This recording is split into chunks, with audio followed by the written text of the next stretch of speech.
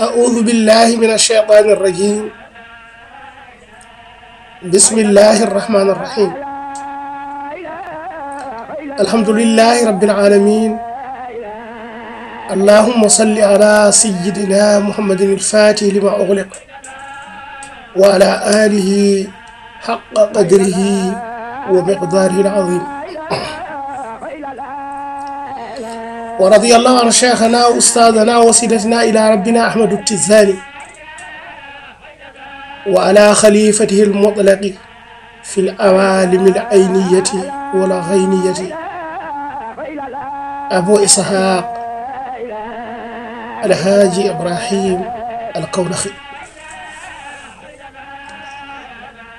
يا همة الشيخ اهدري لنا بهذا المحضر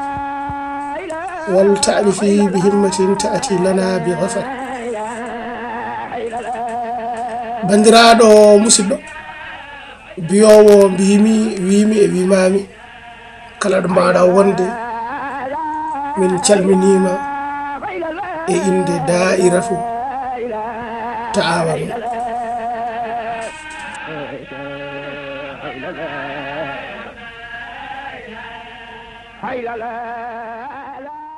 alhamdulillahi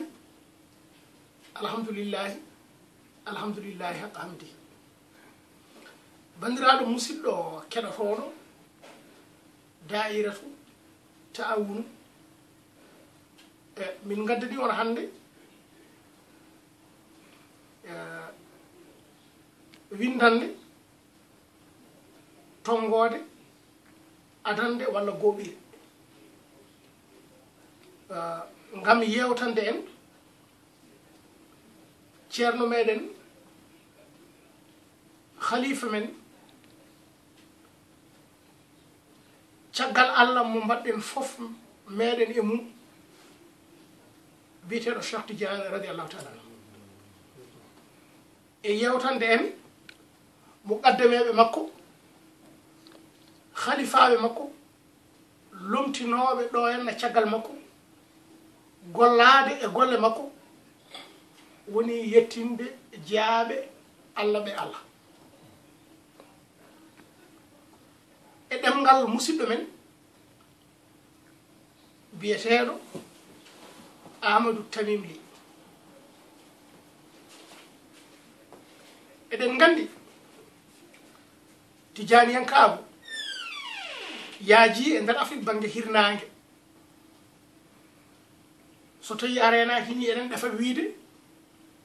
ko woni Tijaniyankago e windere he ko foof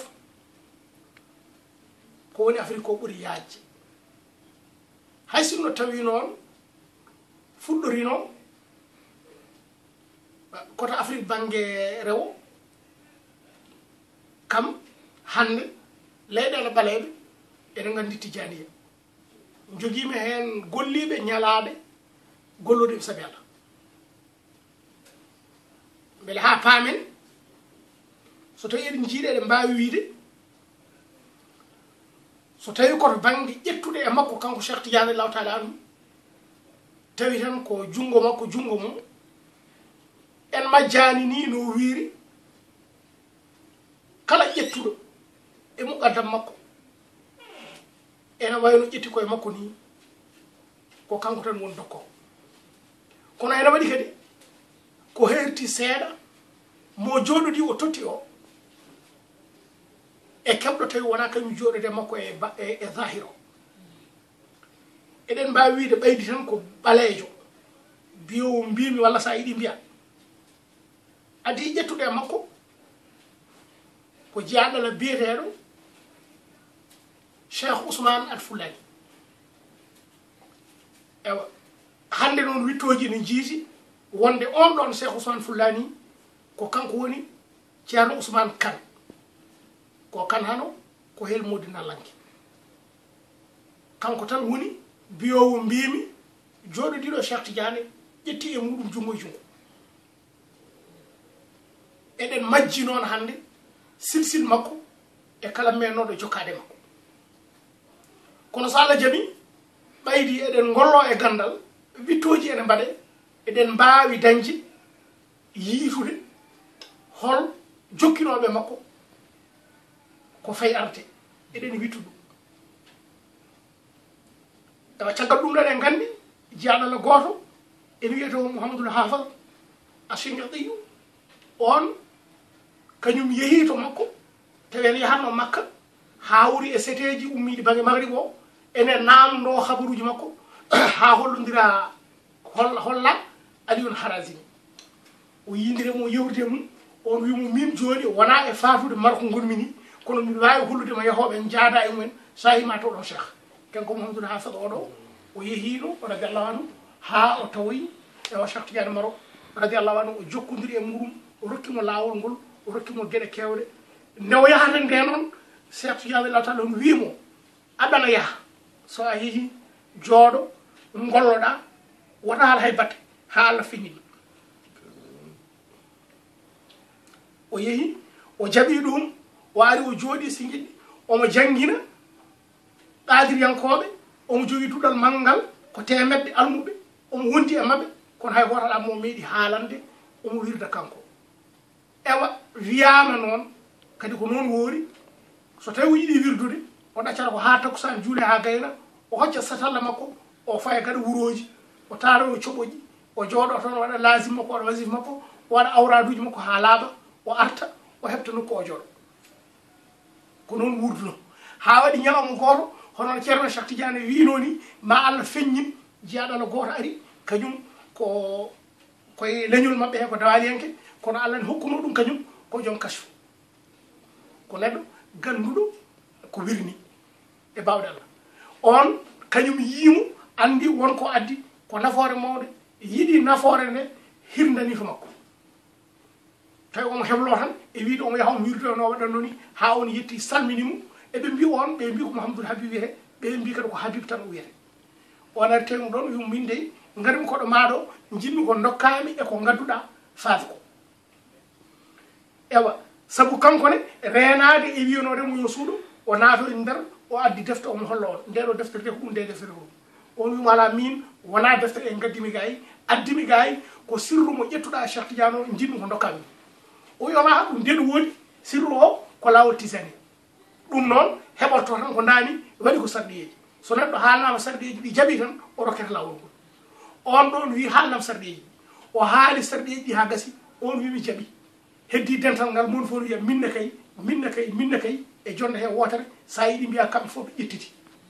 nde ɓe ƴetti ɓe gayni ɓe mbaɗi wasifa ɗon woni wasifa gadano waɗede e nder Afrique ko sengiɗɗi e galle makko kanko wonno hafa hande ene waɗe ziyara ene juure alhamdulillah rabbil alamin ewa ɗum ɗo foof ko yidde famminde en tan hunde nde dawani tan tana wonno arti won jiyaɓe Allah liggiɓe e yiiroya ɗum ha gaddani kadi so tawi en keɗima holko wonno hanki ko no wano ma en gandu hande kadi ko jeeten e dow mum ko nde wonno kala ko woni tarih woni dartol heewi ko findinde so tawi neɗɗo anda hanki tan o wawa yiitude hande so hanki majjirima tan hande o wumrete ndeke so tawi en ciftori hanki o ene wawi ma en gandu ewa hande o ewa kanko oɗon ceerno Mouhamadoul Hafaz ewa eɓe o rokki ɓe ene jeeya hen biyeteɗo Mawludou Fall kañum ne ko caɓaɗo ko dawaliyenke on ɗon Mawludou toon kañum rokki biyeteɗo Abdoul Karim Dabo Abdoul Karim o ko hayso ko fuutanke ni ko toon janggi e ko nandi hen kam ɓe mbi iwdi makko ko guinénajo on Abdoul Karim Dabo noon kanko e hoore makko ko kanko rokki Cheikh Oumar Al Foutiyou Tall e jiyaɗal goɗɗo wiye Mouhamadoul Mahdiou Ba oɗo Mahdiou noon ɓe mbiya ko pullo ururo ko baba o koɓe urude ewa e goɗɗo ene wiye Alhassane Gawlo onne kadi e habaruji e tarih en jiitani silsil jokkiɓe makko kanko Alhassane kono eɗen gandi kam kanko Mouhamadoul Mahdiou Fall ko kanko woni silsil cekkennaɓe cekkenen woni ceerno Amane Dakta Seken wiyeteɓe hande Ceneba ɓe koye makko jokki so wonti Cheikh Oumar kañum o rokki Alpha Mayero ewa o rokki kadi Alpha Mayero noon ko Mouhamadou Yero o wiyete Mouhamadou Yero ɗum woni Alpha Mouhamadou Yero noon tan woni Ma Yero kono ko alpha mouhamadou yero wele wi hay kanko aywa Cheikh Oumar rokkimo ewa caggal ɗum kadi Cheikh Oumar rokki goɗɗo en wiya Ibrahima kelli Thiam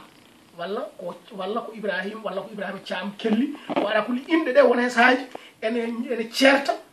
tawa ko neɗɗo o ko goto waɗa kuli ewa ma en duttude ha hande wona oɗo tan ƴetti ewa wona ɓeɗo tan ɗiɗo ƴetti e Cheikh Tidiane gati so tawi en ƴeewi jaral gonɗo wiye Mouhamadou Salik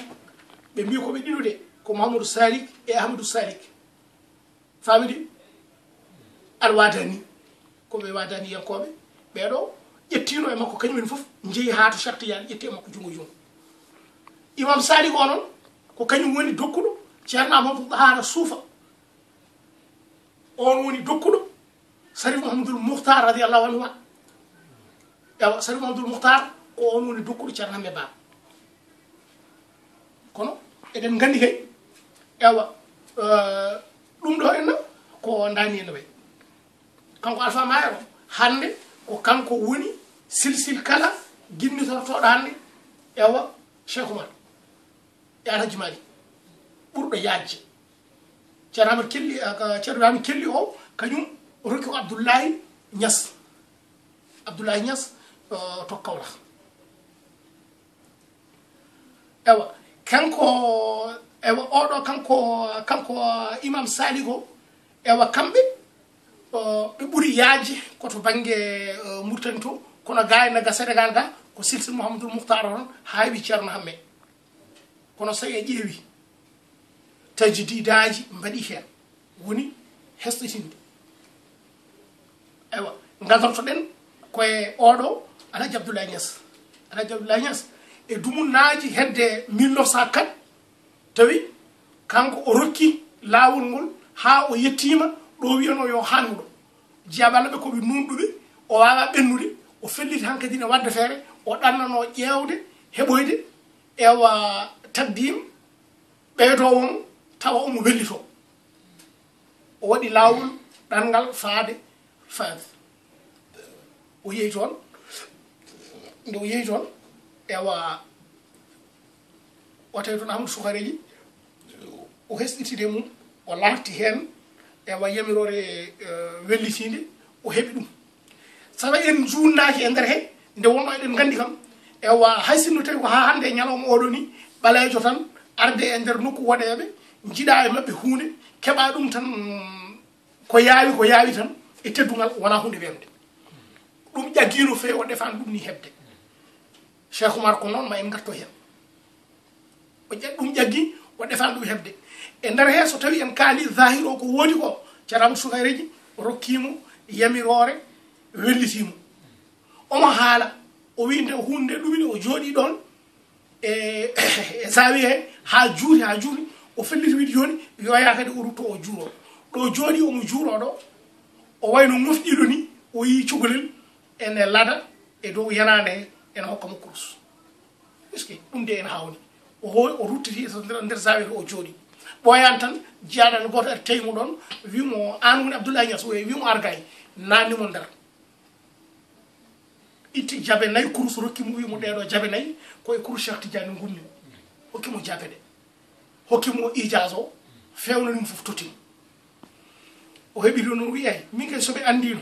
mo goppumi to henna o ko kañum woni dokkomi gayo mi wonnano toon tan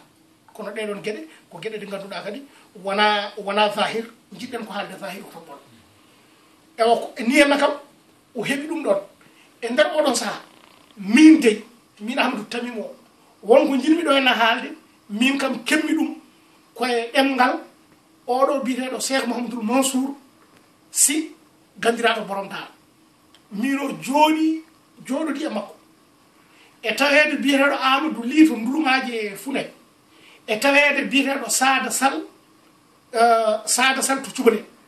eɓe tawa o wi kam an kamo ko dampay mbimomi ha o wima mi haalan ɗo hande histoire o wi kam mam Abdoulaye Niass a faami ko kañum yeehi Fass hawri toon e Amadou Soukareji tawi Alhaji Malik radiallahu anhu ene winduno toon lettere ene laara ijaz we bellitiɗo a faami ɓe dokki mo ɓataake ɓe mbi mo ɗeɗo ɓata lettere de ko ijaz woni hen fay ko Alhaji Malik aɗa wawi wadde feere no heeɓira o wi mbiɗa wawi wadde ngati ko ɓiyam mami yoɓɓu koyɗam mi yiya haatu makko ɓiro kam ni henna Alhaji Abdoulaye Niass ari ha Sénégal ko gambi umuri noon yeehi ha Tiwawon itti lettere o rokki o uddiri o tawi hen ijaz o wi ɗum ande ka ceernam ka babam gonnoɗa kono joni kadi ka ceernam hol sababu ka babam noon par ce que Alhaji Abdoulaye Niass e nder Jolof he o janggidi toon e ceerno Ousmane Banda woni bamon Alhaji Malik ko ɓe ndendi alwol ɓe janggidi ɓe ndendi duɗal eɓe ngalludiri koɓe promotionnaire uji Alhaji Malik no jogino e makko ngal ɗon teddugal Alhaji Malik wimo joni noon ɓeydu ko ni henna a ari a waɗi ngal ɗo teddugal foof mbiɗi ɗum birdida e amen ɗo henna kolla min no Fass wirdirta kadi an aɗa jeeya e almuɓe Cheikh Tidiane Allahu taala anu ɓe ganduɗa so e neɗɗo yiɗumen alhamisa walla altine tewmu harɓe jeeyi gona ɗo henna ha altuma a faami de joni noon minne kadi wonko jiɗmi wadde gati hakkude ma e tubakoɓe no wayni fewnitakimi jiɗmi ko gimmoɗa to gonɗa to garta keeɓa e wuuro gona ɗo ballodiren mi yaha mi toppito hakkude maɗa e tubakoɓe beele eɓe dokkuma ɗo gonɗa ko ɗum ji sababu Alhaji Malik yeehi masalaha ha bolokare en jaaɓi ko gouverneur wonno Touba jaaɓi yo ara dokkimo ɗo wiyete lewna firti a faami de ko yo ɓuuɓe walla ɓuuɓima ko pulaɗo a faami de lewna ñasen o ari woni ɗon ewa kanko o ari hoɗon kala jaaɓi ɗum ɗon ko Alhaji Malik toppiti ɗum oɗon kabar ɗum ɗo noon mbimi nanmi ɗum koye ɗemgal Alhaji Mansour yo Allah yurmomo ko min tawoytamo laakara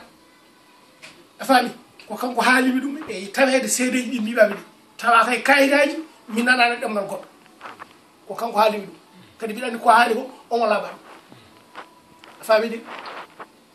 ewa ɗum ɗo kam ko dannini yaade ndek firti ko Alhaji Malik kañum e hoore mum caggal nde o jokkodiri Alhaji Cheikh Oumar Foutiyou ha rokkimo ko rokkanomo ko haɗani nde o yii ko yiɗi goɗɗum nde o yeehi to mo gaddam goɗɗo o jokki e muɗum o heeɓi hunde Alhaji Abdoulaye Niass kañum ne ko noon nde wondi e ceerno Amadou Kelli mo ganduɗa ƴetti ko Cheikh Oumar Ibrahima Kelli mbiyanomo ƴetti ko Cheikh Oumar nde o yii o ari ha ɗo ha nanoɗo o yiɗi ko ɓuuri ɗon o yeehi to Amadou Sokareji o ƴettoyi toon ewa kankode on saaha kadi ko on ɓeydi toon ɗum noon Alhaji Oumar Foutiyou woni mawɗo mabɓe kamɓe foof kadi ko muqaddam mabɓe gati ko ɓe o rokki kanko Cheikh Oumar rokki ɓe kamɓe Cheikh Oumar waɗi noon Cheikh Oumar Abdoul Karim nde ɓe ceertata nde tarikaji Fouta e ko winda ko gaddi mbi ko fala ngawle ɓe mbaynodiri o wi omono yaha omo ƴeewoya yamirore huɓtidinde kanko ne o yeehi ha Madinatou Munawwara o tawi toon Mouhamadoul Khali eɗen gandi o yettaki tan ɓe jitti ɓe dokkimo ɗum tiiɗat hay sinno hande mbiɗen so tawi a joguimo gueɗal e tubakoɓe wona a yettima tan wiya bisimilla ndanawa wona tubakoɓe ni jiɗmi ɗum waɗeɓe saka noon e ɗin sahaji o ɗeɓani ɗum heɓde tiiɗi waɗi gueɗe kewɗe ɗe ganduɗa ko baalin kadi ko birnini hay so tawi enen jiiɗa en kalani ɗum ni à la base kono battande foof kam o heeɓi toon ijaz timmuɗo o wellita kanko Cheikh Oumar Foutiyou o ummi toon o arti ndek firti kanko ne sinno o heddinoɓo Sarif ɗo Abdoul Karim daaboɗo tan e wonɗo hanno nden lako ɓeydo ndeke kanko hoore makko ko hono ɗon golliri so tawi wona ɗum kadi ceerno meɗen Alhaji Mouhamed Cheikh radiyallahu anhu kanko o adi ƴettu lawol ngol koye ceerno Hamme kono caggal mum o hesɗitoyi to ceerno Baro ɗum woni silsila hande Gounass ko silsil ceerno Baro Alhaji Malik kono wona ɗum wonno silsila makko atan waɗi noon ko wonko yii to ceerno Baro wonko heeɓi to muɗum ko heɓano ɓe waɗino jotodirɓe kono noon ɗum ko noon nde wonno lawol ngol koye ɗum wuuri ko ɓeydade so tawi yiiɗi ɓeydade alay saago ƴeewa e wokko ene ɓeyda beele neɗɗo o ene ɓeydo hen ewa ɗum ɗo ko daari ene kam o ala kullin ewa gueɗɗe kam koni cihol so wonti noon Cheikh Ibrahima radiallahu anhu ewa ko ɓi goto e muqaddameɓe Cheikh Tidiane radiallahu anhu nde waɗi noon kanko Cheikh Ibrahima o jibina ko to wiyete Tebe Niassène e hitande 1898 walla sa yiɗi 1900 no datu yiɗi ne ɗumin kono wala kullin luurede jibinede goto maɓɓe wontat ko sunna ngata hen sallah sallam nan ɗon 570 571 ewa ko ɗum kam hankkadini ɗum ɗafarade kono sunna ni ewa kamɓe foof koye ɗum ɗon kono wala kullin kanko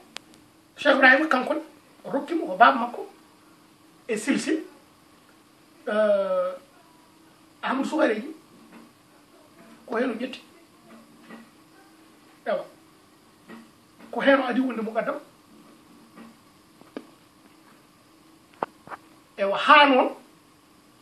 ewa 1922 tawi jiyaɗo Allah goto ene wiye Abdoulaye Wulul Haj ko Murtaninajo kañum ko ƴettuɗo e Mouhamadoul Hafa on ko ɓudbu e ɗiɗon zamanuji ko adi 22 woni tawi kañum e hoore mum aywa faami faydu mo Cheikh Tidiane wiyattuno ena ara o eywa faydu o ko garowo omo duwo hen kanko nde Allah feññinde faydu o e bakko ha wiɗa e bakko holli mo wonde faydu o de omo woodi kadi mo ɗum jogori arde mo jogori arde e jogum o ko ɓaleejo kadi o jibinama kadi o jibina ko banggue ɓaleeri Sénégal ga e o wi ɗum noon ɓaydi ko noon wayi ko hunde o lartanno e o hollirama hen nani alay saago o waɗa ɗanngal o yiiloyo beele Allah ene wawi o yiya jogorɗo wonde alman faydo o waɗi ngal ɗon ɗanngal e nder Mauritanie e nder Sénégal mbiyannomi omo yiiloyo ha o yettoyi Kaolack nde o yettoyima toon e ɗiɗon sahaji o arat tan ko nandade seeɗanɓe o ara e jomum o salmodiremo o wiyete mum gandal o ƴeewa ko ƴeewata ko ha o yetti Kaolack nde o wari ɗon ewa o ƴeewi o holla ko ɗo henne mo ƴeewata o woni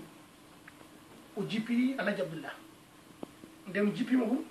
ewa o haalani ɗum nden koɗo sati o jama feere ha yimɓe ngara ewa on ari nayumo o jippinimo o haalani ɗum kanko de ko ɗanni tan ewa ɗanngal diine salminoyde julɓe e nanngude haɗa yufti ewa o joɗɗon ha weeti ha ɓe hakkadiri ɓe gowdiri ɓe jewtide affaire gandal affaire diine affaire ɗum ɗo o namdi Alhaji Abdoulaye Niass so tawi ewa sukaɓe ene galle he o wimo ha sukaɓe nan ɗo e galle he almuɓe ɓe fof famam o wi min noon mbiɗa yiɗi yiide sukaɓe o addana sukaɓe ɗo jooɗi ɗo kala cuurel garguel so salmodiri mum tan o salmi o koyen o wiya ɗum no mbiyataɗa haala inde mum o wiyata jarata wiya mbiɗa yara ɗo mbiɗa yara ɗo ha Cheikh Ibrahima ari salminimo o wi ɗum no mbiyataɗa wimo Ibrahima o wi toon jarata ko adino Cheikh Ibrahima haala tawi sukaɓe wonɓe caggal muɗum ɓe mbi ala o koye reeni ko ɓooyi kamɓe fof ɓe jeehi o yi Cheikh Ibrahima o heftini ɗum o andi ko oɗo woni mo holla o noddi Alhaji Abdallah o wi ɗuman ɓeɗo sukaɓe ko almuma o yaha kono woni hen won ɓiɓɓam o wi oɗa mo jibin ɗum o wi oɗo ko ɓiyam wiyete ko Ibrahima o saaha ɓe mbi ko hedde duuɓi 9 en walla hedde hen Cheikh Ibrahima fotata yaaro o wimo e mbiɗa haalanma noon mbiɗa weltinirma hunde wotere mo windere Tijjani yankore nde sabbino o Allah waɗi ko an jibinimo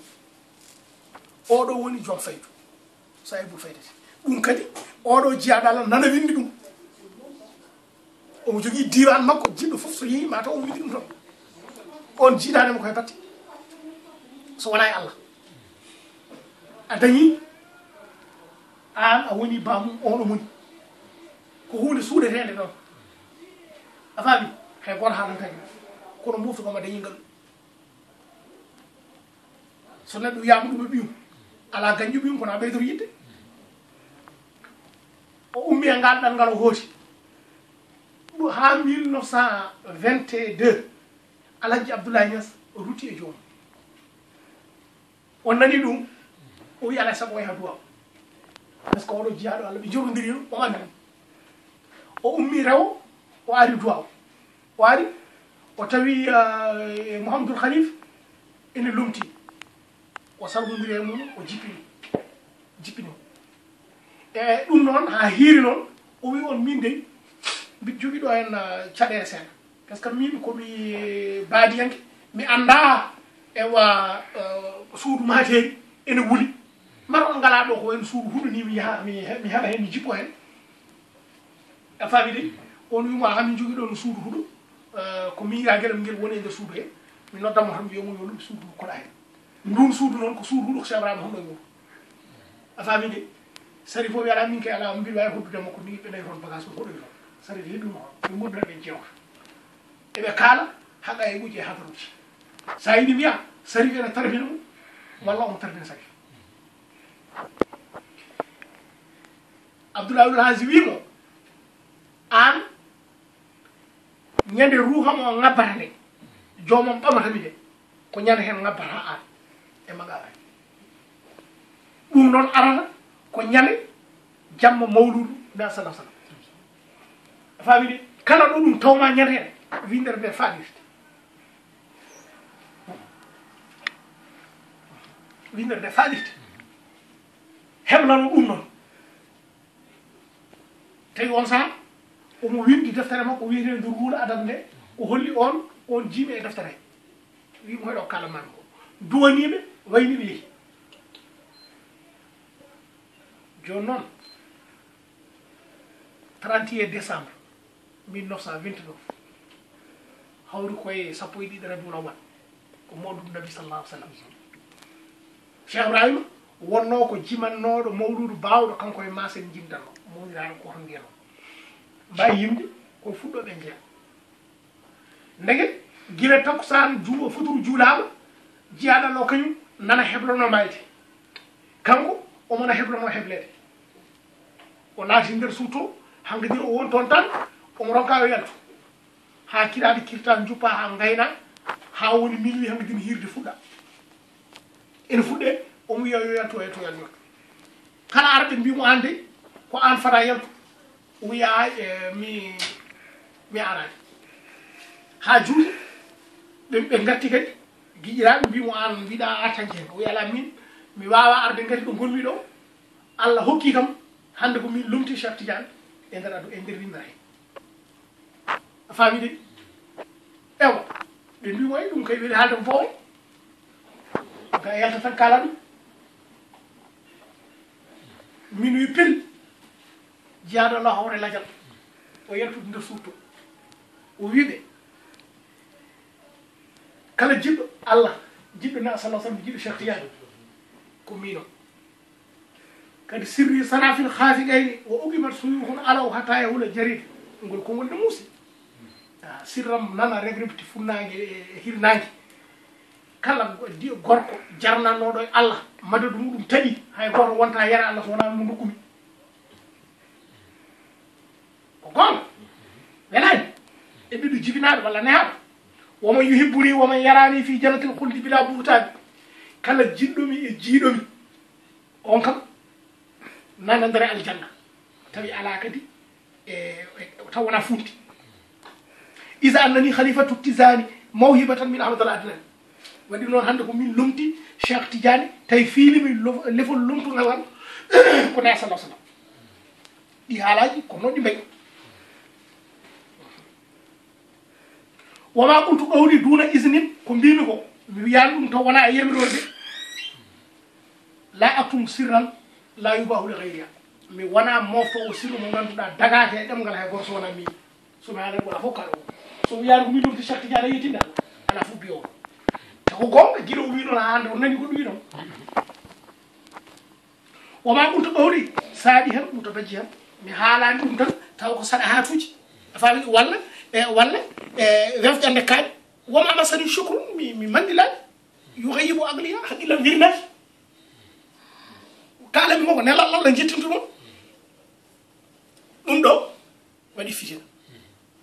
e on ɗon jamma waɗi caɗele no feewi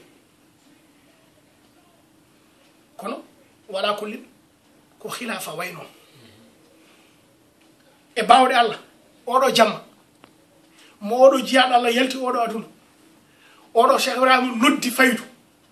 koye oɗon jamma jiyaɗo Allah biyeto Alhaji Abdoulaye Dia jaaɗo to ɓogge hoɗi aduna o kañum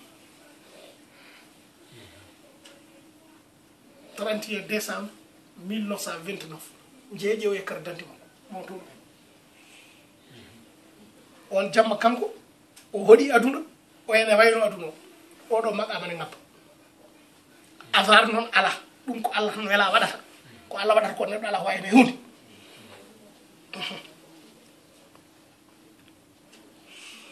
ni henna woni o ala kullin ko ɗum ɗo woni janngol faydu joni noon heddi ko mate kanko ko wi ko joom gardiɗo lawol ngol o ceerno Cheikh Tidiane mate meeɗino haalde ɗum walla meeɗino jofade ɗum so tawi Cheikh Tidiane meeɗino wiide ma ɗum ara so tawi ɗum ari kay